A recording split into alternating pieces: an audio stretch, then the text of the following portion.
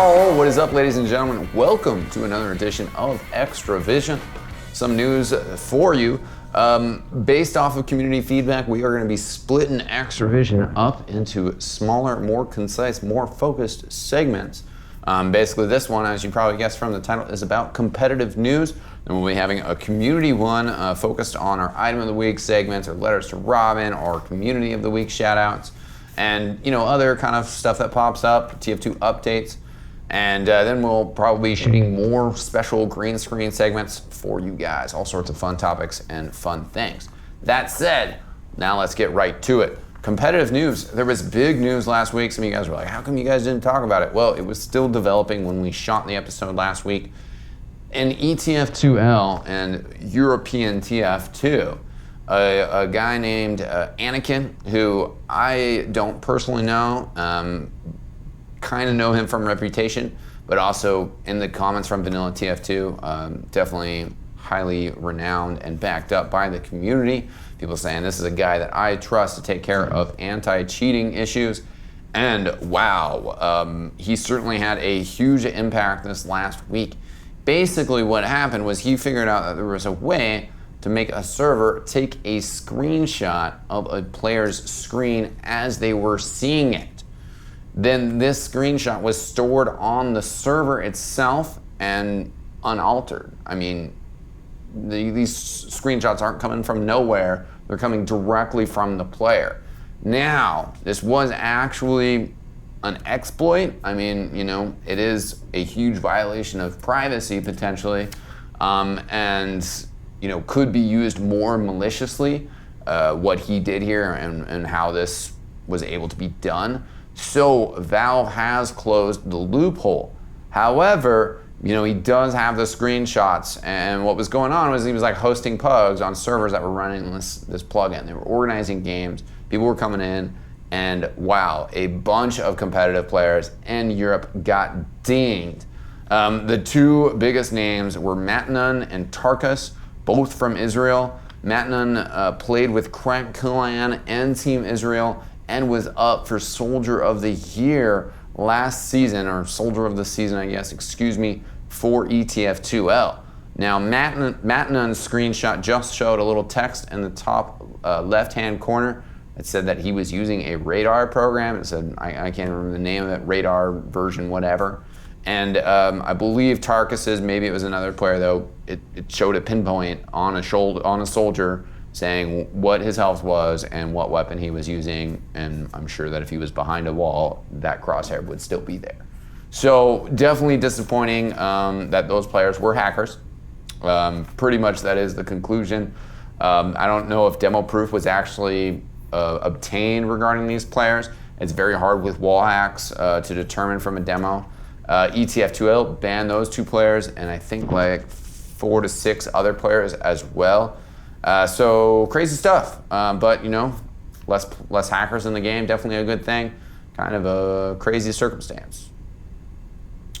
Moving on, in the ETF2L Nations Cup, USA unfortunately was forced to concede the second map of the best of 3 in their game against Sweden due to roster issues. Their demo man and Twitch TV scholarship winner, Boulder, was unable to make the match. He was in an airport flying back to school, and Blackie Monster played in the first map. They had like O-played on Demo Man. They were using the roster that they had in the event. The event rules were pretty strict about ringers and mercenaries, and they just couldn't do it. So it's unfortunate that they had to forfeit. Sad to see them go out like that. The second map was played as a show match with Pure stepping in, which USA still lost, but of course, kind of a different roster. It was handled pretty classy. Definitely unfortunate to have to forfeit, but that's kind of how it goes. That's the rules of the competition. Shows the importance of having a full roster with a lot of backups, and that's just how it goes sometimes.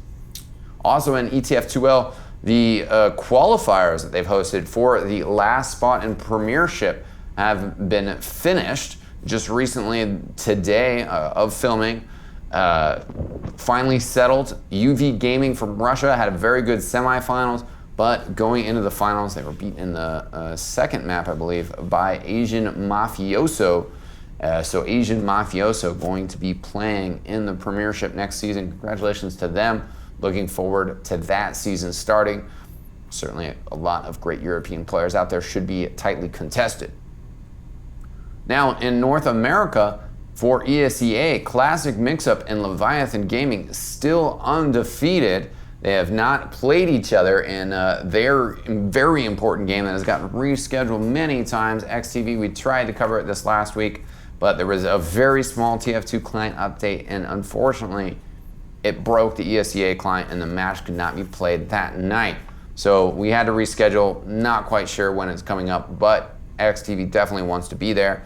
The invite standings have been developing very interestingly. Classic Mix-Up LG, as expected, on the top. However, third and fourth place, the Chess Club and No Need for Names. I believe No Need for Names is in third place.